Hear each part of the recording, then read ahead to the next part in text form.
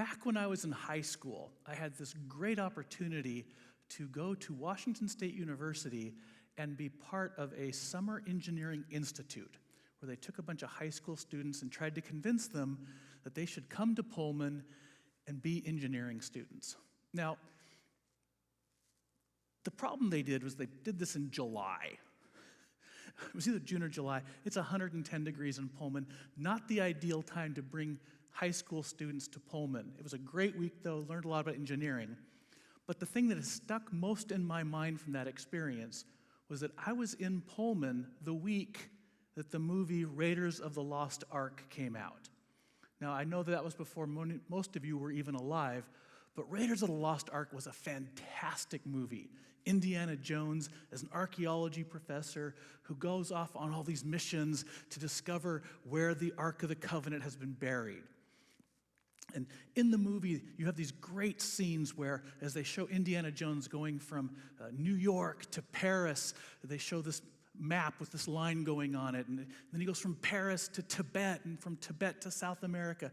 All these great images of his travel. And then he has to find a map that shows him where to find the map room in some ruins in Egypt. And he has to go there and he has to put this stick in the ground with a certain emblem on it that'll show him where the Ark of the Covenant is buried so he can discover that. And he finds it, he gets stolen. It's just a great adventure movie. It's just a great movie about a guy on a mission. And our series here is about being on a mission in our world. And today I want to talk with you about avoiding the quicksand, removing barriers to being on our mission in our world. So the fact of the matter is, all great missions, all great adventures, all great experiences that we have, whether it's Frodo going to destroy the One Ring, or whether it's you're on a mission in Fortnite, right? There's a place you're going, there's goals, there are objectives, and we understand that we as a people in our Christian walk are on a mission. But we know there are problems in our mission. We know there's barriers, there's obstacles to executing our mission well. And so what we want to do today is talk about some ways to avoid falling into quicksand as we go about being on our mission in the world. So as a people on a mission, we need to understand that every mission has a map. Every mission has a map. Now, maps are important. Maps show us the significant things in our world. They represent key things that we're supposed to be aware of. They show us things like our goals, our objectives on our mission, right? Whether it's finding the Ark of the Covenant, or whether it's finding the enemy in Call of Duty. It doesn't matter. Maps give us a way to orient ourselves. They give us a way to find out where we are, where we're going. It shows us interesting ways we should go, and maps can show us places to avoid, places where there's quicksand. Maps are simply ways that we think. Humans are natural map makers. We create these representations that show us or try to represent to us the reality that we're in, and they help us to navigate our way through the reality. They help us to navigate through life. Now, sometimes these maps are big maps. Oftentimes we call these worldviews. Sometimes they're smaller maps that just show us certain aspects of our relationships or how those kinds of things work. But all of life, the way that human beings tend to process the way we live our life is governed by maps, models, simplifications to help us understand what's going on. Humans use these maps. When we're on a mission, we need to know where we're going.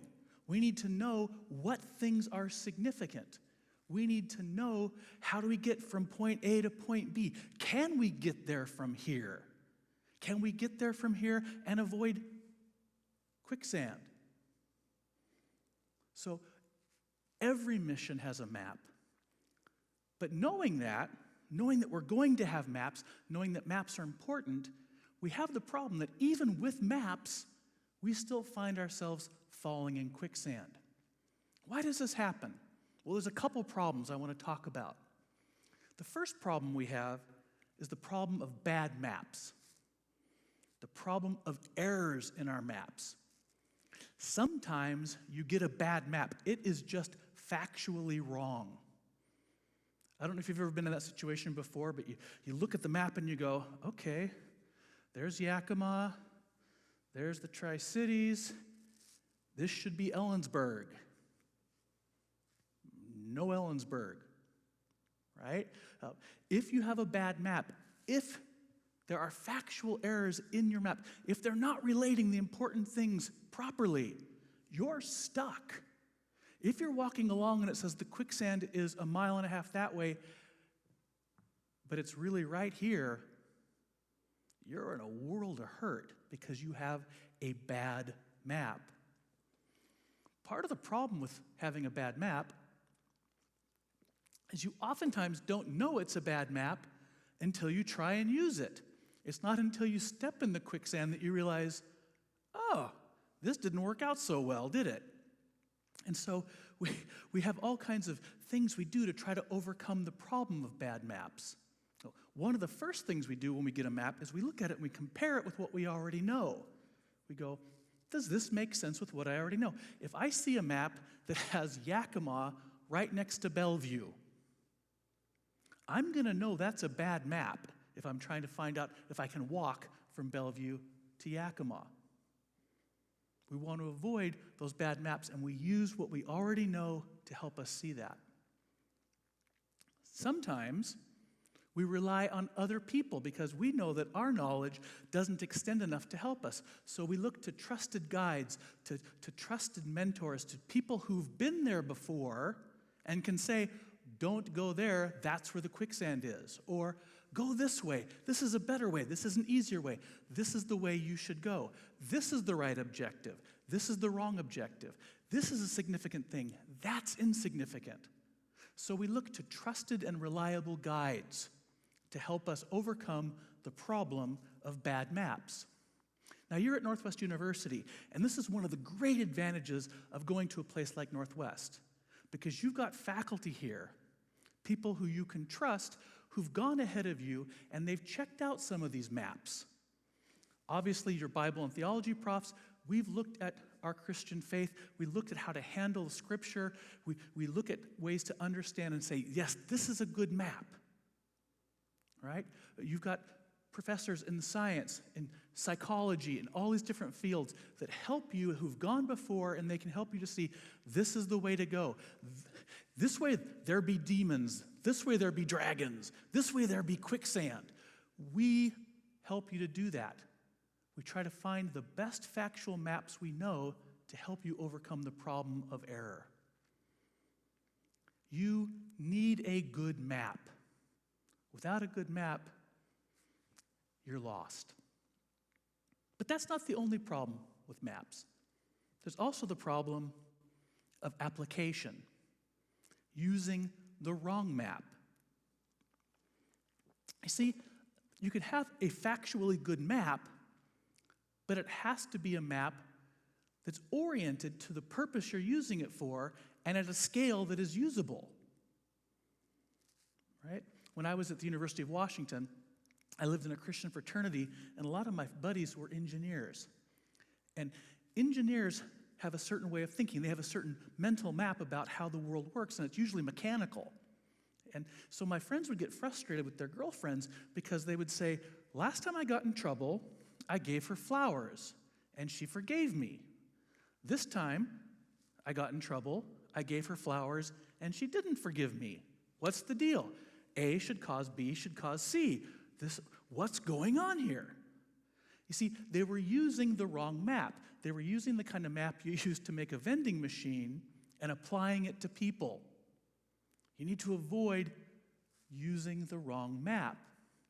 There's also the problem of scale.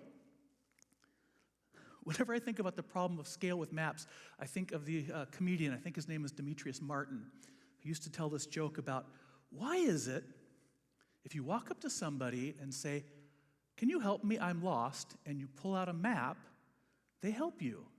But if you walk up to someone and say, "Help me, I'm lost," and you pull out a globe, they back away slowly and then run fast. See, that's the problem of scale. If you're trying to figure out how to get from the chapel to Bronson, you don't use a globe. It's not going to help you. It's not going to get you where you want to go. Likewise, if you try to use a map of Northwest University to find out how to get to Paris, it ain't working. It's not going to happen for you. We need to understand that we have to use the right map at the right time at the right place. There are larger scale maps, what I call global maps, and there are more local maps. You have to use global maps for big ideas, worldview, social imaginaries, those kinds of things. And you use smaller maps, local maps, to deal with more detailed kinds of things. And you have to use the right map in the right circumstance. Science is a great map, ladies and gentlemen. I love science. Science tells us so much about the world that God has created. Science can help us learn so much on how to do the kinds of things we can do, how to take care of the planet, how to take care of each other, how to make microwaves, how to make my beloved Diet Coke. It's all scientific. But science is great at answering the how questions. It's not so great at answering the should questions. Just because I know how to make a nuclear bomb doesn't mean I should make a nuclear bomb. That's using the wrong map in the wrong place. It's a good map, how to make a nuclear bomb. That's good, it's factual, it's a good map. But should I? Well, if you can, then you should. Bad map. So we need to understand when we look at this that we want to apply good local maps, good global maps in the right context. When it comes to the Christian global maps, the biggest global map and Christian understanding of the world, we have a basic understanding of creation. The world was created by God, and that isn't you or me. The world created good has fallen into corruption. Sin has entered the world. Things do not work the way they're supposed to work. But that's not the end of the story, because there's redemption. God has made a way in order to reverse, to take care of that corruption. Furthermore, there will be a judgment. God will judge the good things and the bad things that happen in this world. And finally, God will invoke a new creation as He renews all things, purifying what has come before and launching us into eternity. That's the 10,000-mile high map of how Christians understand reality. But at the local level, Christianity also has lots of little local maps. If you want to know about suffering, read the Psalms. Read the book of Job. If you want to know how to treat each other, look at James. Right? All these kinds of things come into play as we understand and look at the different ways we're supposed to live our life, and we can avoid the pitfalls, we can avoid the quicksand of thinking, hey, I am the center of the universe. See, the problem is, a lot of our local maps, we want to make them the only maps. And when we do that, we turn them into isms. It's the easiest way I know how to call it. With isms, we take something which works in a limited scope and we say, this is how it always works. That's how my engineering buddies were doing. They take the mechanical map and they tried to make it explain everything. But people aren't machines. So sometimes there's isms. Egoism. Egoism takes the local map that says, you matter, and you do. But then it absolutizes it. I am the only thing that matters. There are other isms that we face as Christians. Consumerism. Yes, I consume things. God made me to eat things. But that's not all I am. Workism or careerism. Work matters. Your career matters. But it's not the only thing. Nationalism and its evil twin globalism, where all that matters is your country, or all that matters is the global elite, emotionalism, rationalism.